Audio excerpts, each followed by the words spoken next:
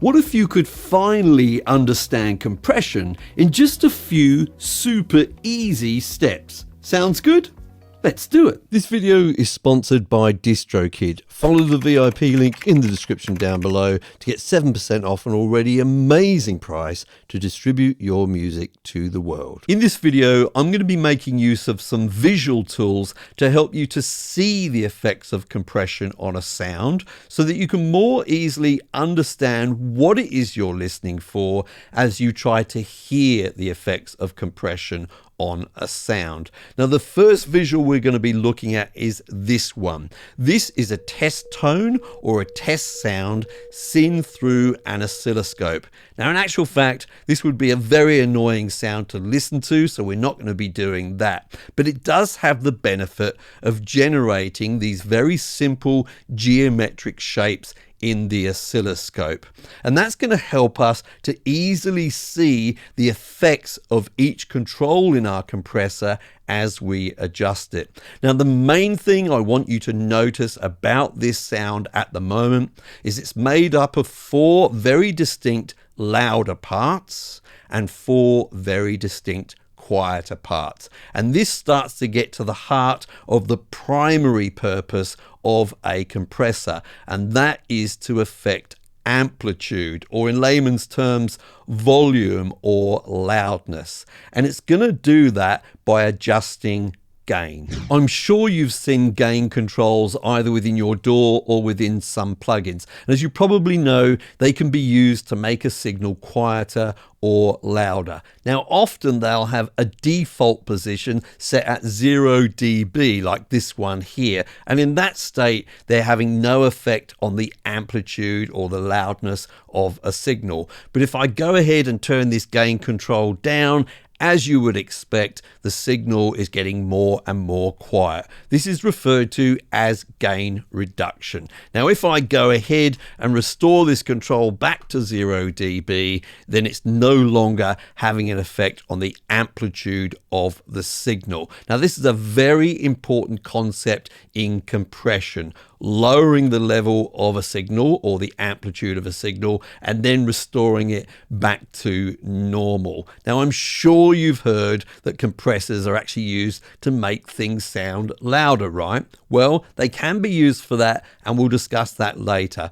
But the first task of a compressor is to take some parts of the signal and reduce the gain and make them quieter. Now, the great news is they can do this automatically in response to the incoming signal, and they can do it very, very quickly, often measured in terms of milliseconds, but also sometimes in terms of microseconds. This means that compressors can adjust the amplitude of a signal hundreds or thousands of times during the course of a song. The only thing we need to know next is when do they decide to do that. Much like you, the compressor will want to turn things down when they get too loud. But how does it determine what too loud actually is? Well, it determines this with a value set in decibels, and we refer to this as the threshold. Now, we can see with the current threshold value that it's set to 0 dB, and in this state it's not going to affect the signal at all because no part of the signal goes above 0 dB.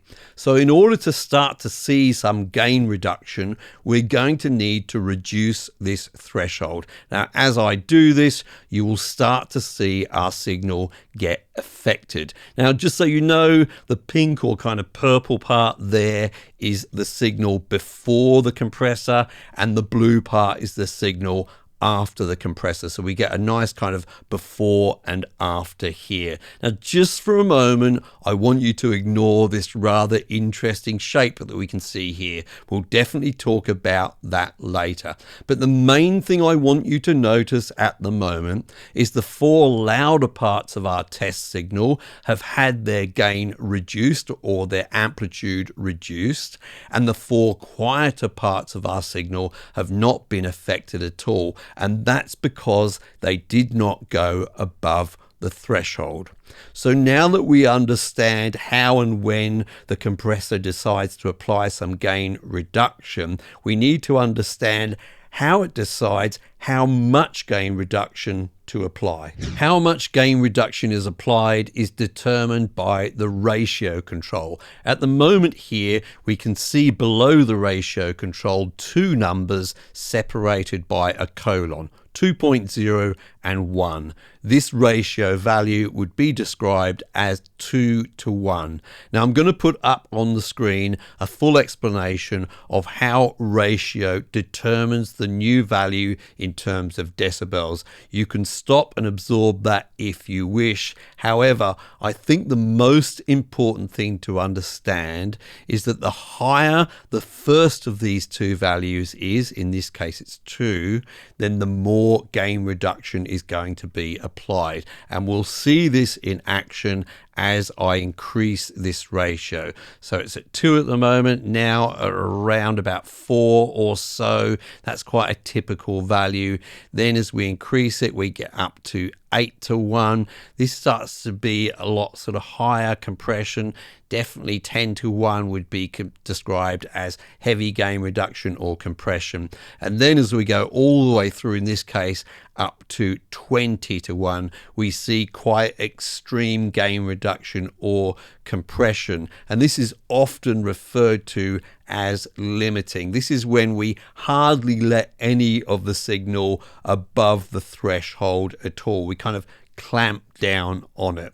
Now, that does still leave in question, however, this interesting shape that we're seeing in our waveform here, because these parts of the signal are definitely still above the threshold. Now, if you can imagine actually controlling the gain reduction yourself with a physical gain knob, it would take some time, to turn that knob from 0 dB to whatever the new value is. Well, the same is true with the compressor. Once it's determined how much gain reduction it's going to apply, it takes a little time for it to change that setting from 0 dB to whatever the new setting is. And the time that it takes is called the attack. And that's what we can actually see on our waveform with this rather interesting slope here. We can actually see the gain gradually being reduced from 0 dB to the new value, which has been determined by the ratio. Now we can control how quickly it does that with the attack control. So if I increase it a little here, you will see it's taking longer to reduce the gain.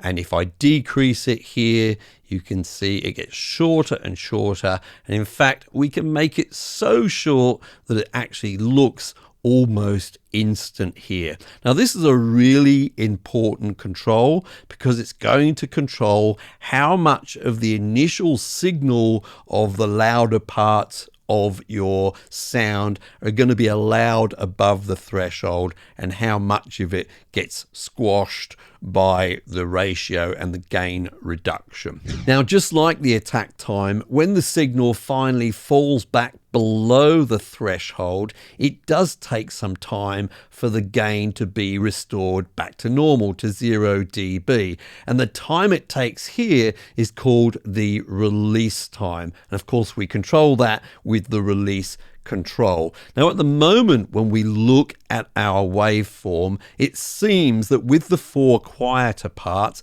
they're not being affected by any gain reduction at all. It seems that once the signal falls below the threshold, the gain is instantly restored to its normal state. But that's not quite true. The reality is it's happening so quickly we can't quite visually see it here. So that we can see it, I'm now going to increase the release time.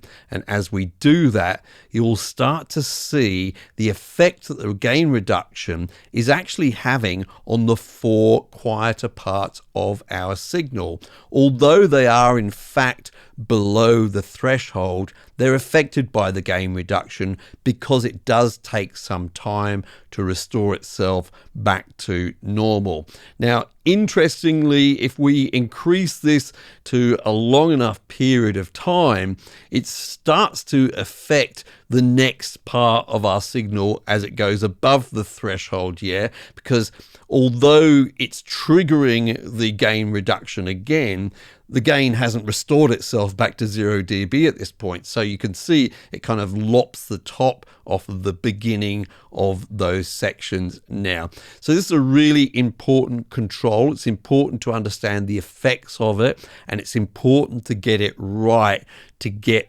what you want from your compression. We're going to use it with some practical examples later so that you can fully understand its effect. So with all this talk of gain reduction, how on earth do we use a compressor to increase the loudness of our signal? Well, the first thing to understand is that loudness is perceived by human beings not so much in terms of the peaks, the loudest parts, but in terms of the average level of the signal.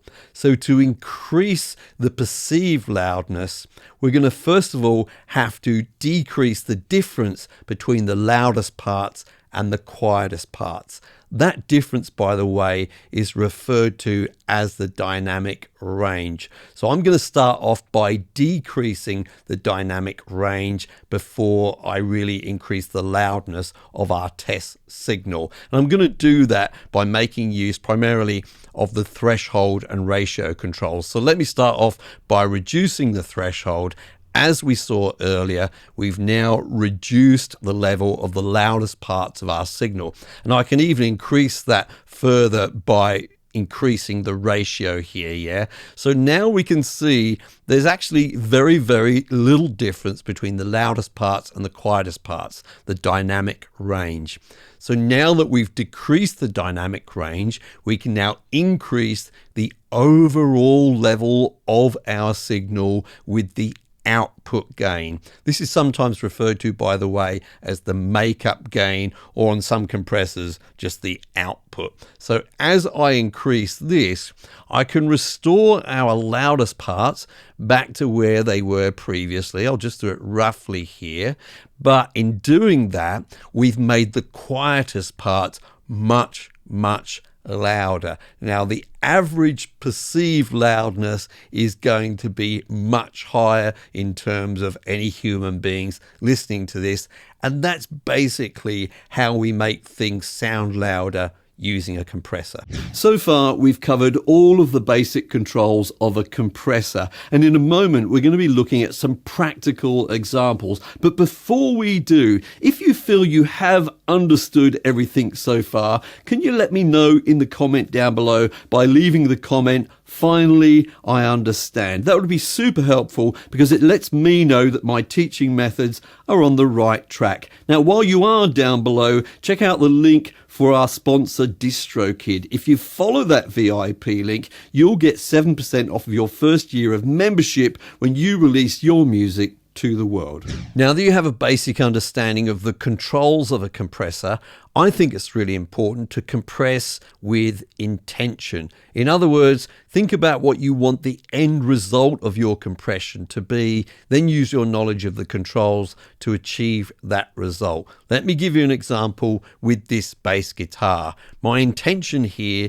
is to increase the sustain of these bass guitar notes. If we look at the waveform, you can see we have this initial attack. The loudest part here is called the transient, and then it decays away quite quickly. Let's have a listen to see how that sounds.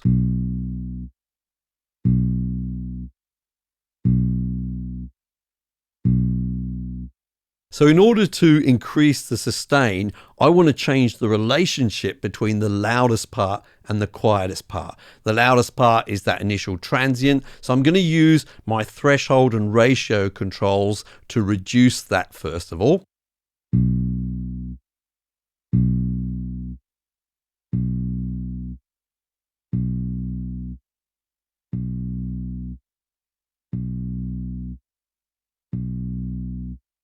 Okay, it sounds much, much quieter, so I'm now going to use my output gain to increase the level and see what we've got so far.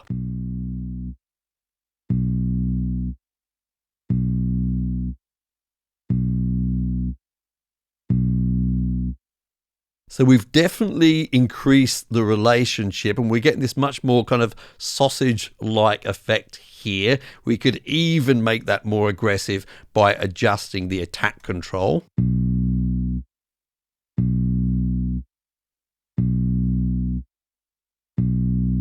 But we're changing the nature of the sound in ways I don't quite like at the moment. First of all, we've got this kind of swell in the middle here. This is where the release starts to happen. So in order to avoid that, we're going to have to increase the release time so that we're not affecting the very end of this note. Let's do that now.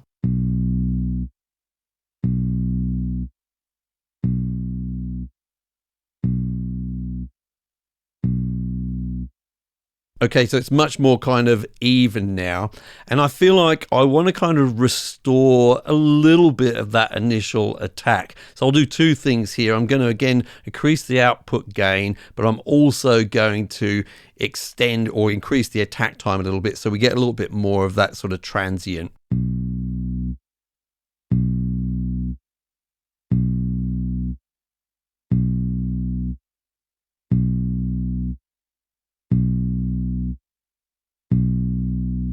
Okay, this is very much what I was intending to do. I've really increased the sustain of this bass guitar. If you're not sure, let's do a little bit of before and after. I'm going to bypass the compressor now. I'm going to play it for a little while and then I'll switch it on and you'll see and hear the difference.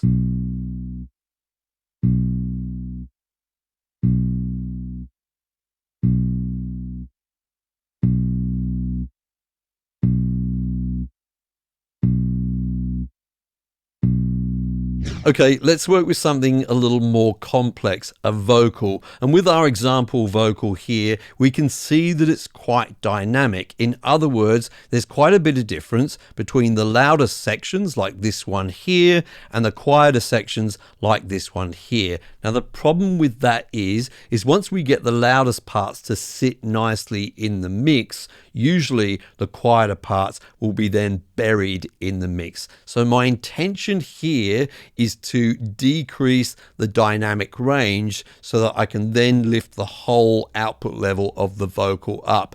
But I want to make sure that it still sounds reasonably natural. So the first thing I'm going to do is have a listen to it to see where we're at. I am gonna tell you about compression now. Many people want to, but they don't know how. Now that may sound okay when it's isolated like this, but in a mix, it'll tend to get buried. And I would recommend, by the way, that you use compression while listening to it in the whole mix. Just for today, though, I'm going to keep it isolated so you can really hear and see what's going on with it. So I'm going to start off with the threshold and ratio and try and bring some of those peaks down. I am gonna tell you about compression now. Many people want to, but they don't know how. I am gonna tell you about compression now. Many people want to, but they don't know how. Now you can see here that we've really dramatically reduced those loudest parts. I may have gone a little bit too far, but this is okay in terms of just an example here. Now what this means is I can now use the output gain to restore those loudest parts to roughly where they were before, but in turn, it's now going to increase those quieter parts like this one here. So let's do that now as we listen to it. I am gonna tell you about compression now. Many people want to, but they don't know how. I am gonna tell you about compression now. Many people want to, but they don't know how. Now, some parts of this, like the first phrase here, are not even nearly as loud as they previously were. But if we compare the two versions now, I think you'll agree that the compressed version does sound much louder, even though these parts are quieter. So let me start off with the compressor bypassed. Have a listen to the original, and then I'll switch it on and you'll see the waveform change and you'll hear the difference. I am gonna tell you about compression now. Many people want to, but they don't know how. I am gonna tell you about compression now. Many people want to, but they don't know how. So I think it's worth mentioning at this point that if you're using a hardware compressor or a plug-in emulation of a hardware compressor, some of the controls may be a little different. For example, it's often the case that we don't see an actual threshold control. In this case, the threshold would be at a fixed position and we need to adjust our incoming signal until some parts of it are above the threshold and get compressed. For example, on this 1176 compressor, I would do that by adjusting this input control on the left. Now, it's worth mentioning, of course, that as I turn this up, the signal will get louder, and I may want to compensate for that by adjusting the output control over here accordingly. Now, we do sometimes see something which approximates a threshold control. For example, we can see it here on this LA2A in the form of this peak reduction knob here, which does indeed behave quite a lot like a threshold control. Incidentally, while we're looking at the LA2A, look at this gain control over here. Many people mistake this for an input gain control. It is in actual fact an output gain control. Now, moving on to attack and release. Commonly, we will find that the controls on a hardware compressor for attack and release kind of work in the reverse way to the way they do on a lot of software or plug-in compressors. So, for example, on the 1176 here, when we turn this knob counterclockwise, we're making the attack slower or a longer attack. And then as we turn it clockwise, it's a faster or a shorter attack. And the same is true with the release control. Now, with the LA2A at the bottom here, we don't actually have any attack or release control. This is somewhat automated with this particular compressor. There may be some adjustment with it according to the material that you're actually working with, but we don't have direct control over it. Looking at ratio controls with the 1176, we have some kind of preset ratios with these buttons here, but with the LA2A, we have very little control over ratio. The only place we can affect it is with this switch at the bottom here, where we switch between limiting and compression. So these are the kind of quirks of these different types of hardware, which kind of give them a character and can affect the results of the actual compression. But there's another main or big reason why people choose hardware compressors. The internal components and circuitry of a hardware compressor will often change the character of the sound outside of the compression itself. And this will usually come in the form of harmonic distortion. Now, if you don't really understand harmonics or how they change the character of sound, then I'll invite you to watch my video on the harmonics series linked in the description down below. But for a really quick demonstration right now, I'm sending this sine wave signal through this 1176 compressor, and you can see it represented on this spectrum analyzer here as just this single signal in the middle here. Now, when I switch on the compressor without doing any sort of compression at all, you can immediately see some harmonic information has been added down here, and that's with the input really low. So now as I increase the input, you will see more and more harmonics added on top of that initial sine wave. And at a certain point, if I drive it really hard, you'll see quite a lot of harmonic distortion happening there. And indeed, even when I adjust things like the attack and release controls, you'll see the nature of which harmonics are being added at what levels changing there as well. Now, this can either be a fairly subtle effect or it can be a fairly aggressive effect as well, according to your tastes. If you've found this explanation of compression easy to understand and you'd like me to cover some more advanced topics, things like multiband compression, parallel compression, or sidechain compression, make sure you let me know in the comments down below. The more comments I receive requesting those topics, the more likely it is that I'll make another easy to understand video on them. Thank you so much for joining me today. My name is Mike. I hope you're well, and I'll see you in the next video.